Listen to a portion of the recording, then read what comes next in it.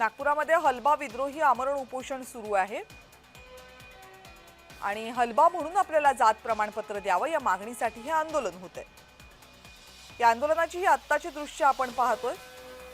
आंदोलक काहीसे आक्रमक झालेले दिसतात। पोलीस बंदोबस्त मोठा आहे, घोषणाबाजी सुरू आहे आणि परिस्थिती नियंत्रणात आणण्याचा प्रयत्न पोलिसांकडून केला जातोय। मोठ्या संख्येने आलेले आंदोलक हे सध्या संतप्त झालेले दिसतात आणि आंदोलकांना शांत करण्याचा, नियंत्रणात आणण्याचा प्रयत्न पोलिसांकडून सुरू आहे।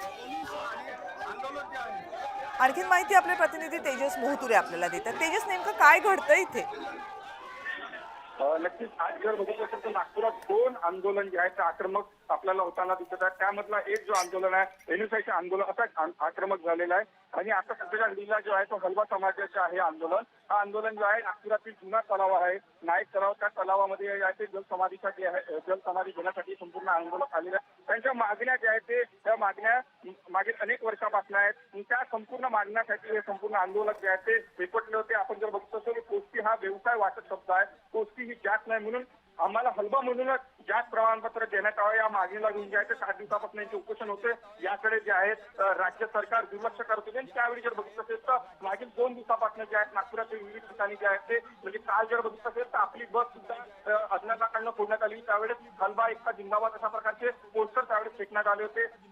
त्याच्या एक दिवसा अगोदर जर बघितलं असेल तर नागपुरात काही ठिकाणी जे आहे ते टायर लावून जे आहे ते जाळपोळ करण्यात आलेली। आज जे आहे ते आंदोलक आक्रमक झालेले आपण बघू शकता की दृश्यांमध्ये पोलिसांसोबत जे आहे ते भाषाभाषी आंदोलकांची सुरू आहेत आणि यांची मागणी आहे की आम्हाला जलसमाधी द्यावी आणि संपूर्ण आंदोलक जे आहेत ते एकत्र आलेले आहेत। आणि आपण जर बघू शकता या संपूर्ण आंदोलकात जे आहे ते आक्रमक पवित्र सत्याच्या घडीला होताना दिसत आहे।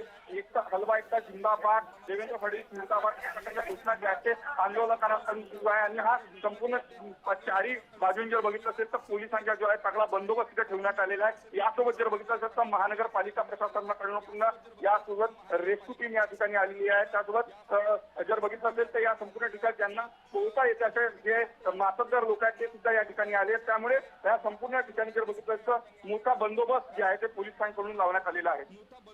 पण या मागण्या काय आहेत? या हलबा समाजाच्या नेमक्या मागण्या काय आहेत आणि त्या मागण्यांवर सरकारकडून काही प्रतिसाद देण्यात आलाय का?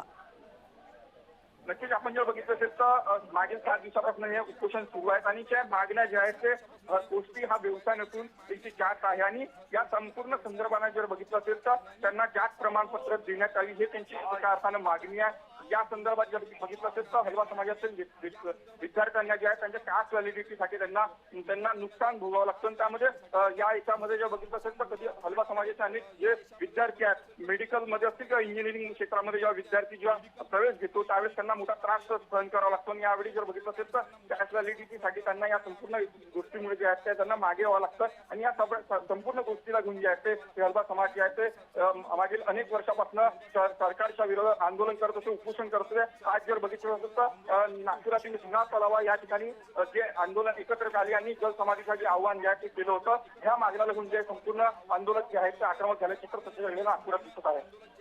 पण इथे पोलिसांचा बंदोबस्त कसा आहे? कारण इथे आता दिसतंय पोलिसांची संख्या तर मोठी आहे पण नियंत्रणात आंदोलकांना आणण्यासाठी पोलिसांना बरेच प्रयत्न करावे लागतात।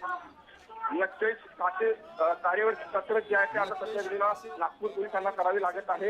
या ठिकाणी जर बघितलं तर पोलिसांचा सगळा बंदोबस्त या ठिकाणी दिसत आहे। पोलीस सुद्धा आंदोलकांना समजून सांगत आहे की शिष्टमंडळ तुमच्याकडे येईल आणि तुमच्या ज्या मागण्या आहेत त्या मागण्या सुद्धा पूर्ण होतील अशा प्रकारचे पोलिसांकडून सुद्धा सांगण्यात येतात। पोलिसांनी सुद्धा संबंधित शिष्टमंडळाला या संपूर्ण संबंधाची माहिती दिली आहे आणि या ठिकाणी जर बघितलं असेल तर पोलिसांनी चारी बाजून जे आहे ते सगळा बंदोबस्त केलेला आहे। महानगरपालिका प्रशासनाकडून सुद्धा या ठिकाणी रेस्क्यू टीम आलेली आहे, अग्निशमक दलाची गाडी सुद्धा इथे आलेली आहे। त्यासोबत वर बघितलं असेल तर महिला पोलीस अधिकारी सुद्धा या ठिकाणी तैनात आहे। कुठला अनुचित प्रकार या ठिकाणी घडू नये हे संपूर्ण आंदोलक जे आहेत ते आक्रमक झाले। त्यामुळे आता आंदोलकांना जे आहे ते आपण जर बघितलं असेल तर पोलीस गाडीमध्ये पोलीस व्हॅनमध्ये नेताना संपूर्ण दिसत आहे। त्यामुळे या संपूर्ण ठिकाणी जर बघितलं असेल तर नाईक तलावाच्या समोर जे आहे त्या परिसर आहे या ठिकाणी जर बघितलं तर संपूर्ण आंदोलक जे आहेत ते बसले आहेत आणि सरकारच्या विरोधात जे आहे ते घोषणा देताना आपल्याला दिसत आहे। या आंदोलनामध्ये महिलांचा सुद्धा सहभाग मोठ्या प्रमाणावर आणि काहीसे आक्रमक झालेले दिसत आहेत ते आंदोलक। त्यांचा प्रयत्न काय आहे विधान भवनाच्या गेट पर्यंत जाण्याचा?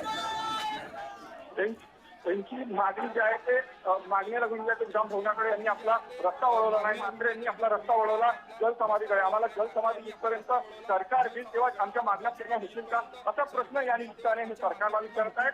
आणि आता या ठिकाणी कोळी समाज म्हणजे हलबा समाज या ठिकाणी वास्तव करतो. त्या ठिकाणी मोठा तलाव आहे, नागपुरातला जुना नाईक तलाव आहे. या तलावामध्ये त्यांनी जलसमाधी घेण्याचे जे आहे ते निर्धार केलेला आहे आणि त्यामुळे आम्ही जलसमाधी घेऊ, आम्ही विधान भवनावर जाणार नाही. सरकारचं शिष्टमंडळ आमच्याकडे आहोत आणि त्यांनी वारंवार सरकारला सांगत आहोत की आमच्या मागण्या पूर्ण करा, पण सरकार आमच्याकडे दुर्लक्ष करतात. त्यामुळे आता आम्ही जलसमाधी घेऊ तेव्हाच आम्हाला सरकार जे आहे ते आम्हाला एकंदरीत आमच्या मागण्या पूर्ण करतील, अशी या आंदोलनाकडनं जे आहे ते भूमिका आहे. बर तेजस, हा हलबा समाज नेमका कोणत्या जिल्ह्यामध्ये प्राबल्य राखून आहे आणि या समाजाची ओळख नेमकी काय आहे? हलबा समाज हा सर्वाधिक जर बघितलं असेल तर नागपूरमध्ये आहे. ज्याला आपण नागपूर जर म्हटलं तर सावजी म्हणून आपण ज्याला आपण म्हणतो, सावजी जे आहे ते सावजी असणारे जे आहेत ते हलबा समाजाचे लोक आहेत. अंधारा असेल, गोंदी असेल, पूर्व विदर्भात त्यांचा मोठा प्राबल्य आहे. सुरुवातीपासून हा समाज जो आहे तो कापड बनवण्याचा म्हणजे विणकर समाज आहे आणि कापड शिवण्याचं काम हा समाज सातत्याने करतो.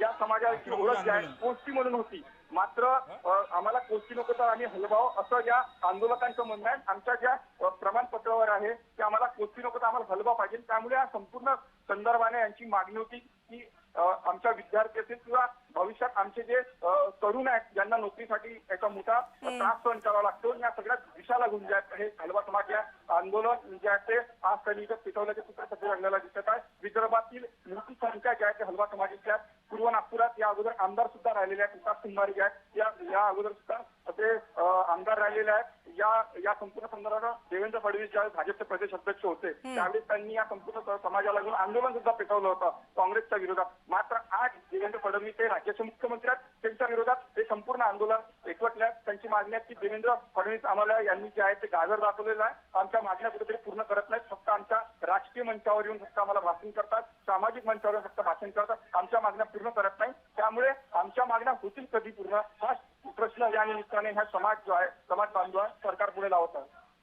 हलबा समाज हा फक्त महाराष्ट्रामध्ये नाहीये, बाकीच्या आजूबाजूच्या राज्यांमध्ये सुद्धा आहे. छत्तीसगडमध्ये सुद्धा या समाजाचं मोठं प्राबल्य आहे.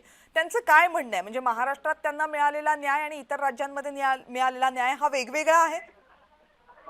नक्कीच इतर जिल्ह्यात मिळणारा इतर राज्यात मिळणारा न्याय हा वेगळा आहे.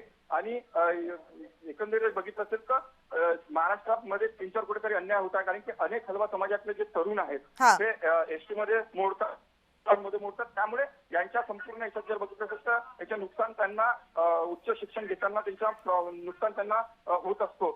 मेडिकल फील्डमध्ये असो किंवा मग इंजिनिअरिंग क्षेत्रात ज्यावेळेस विद्यार्थी जेव्हा नोकरीसाठी जेव्हा प्रवेश प्रक्रियेमध्ये सहभाग होतात त्यावेळेस त्यांना प्रचंड त्यांना नुकसान सहन करावं लागतो. आपण जर बघितलं असेल तर हा समाज जो आहे पूर्वीपासून जो आहे कोळसाचा व्यवसाय करत असतो आणि त्यामुळे त्या संपूर्ण समाजाची एकंदरीतच या समाजाची ओळख ही कोष्टी म्हणून आहे. त्यामुळे त्यांचं असं म्हणणं आहे की आमची ओळख हे हलबा म्हणून व्हावी आणि त्यामुळे त्यांच्या प्रमाणपत्रावर जे आहे ते गोष्टी आहे ते हलबा व्हावं त्या संपूर्ण समाजाची मागणी आहे. यासोबत जर बघितलं असेल तर हलबा हलबी जमातीकडून देण्यात आले ऐतिहासिक पुरावे व वस्तुस्थितीनुसार 1 मे 1960 ते जुलै 1917 पर्यंत जे आहे क्षेत्र बंद रद्द झाल्याचे शालेय महसूल जे आहे पुरावे ग्राह्य धरले पाहिजे, अशा प्रकारची वेगवेगळी मागणी आहे ते समाजाची आहे.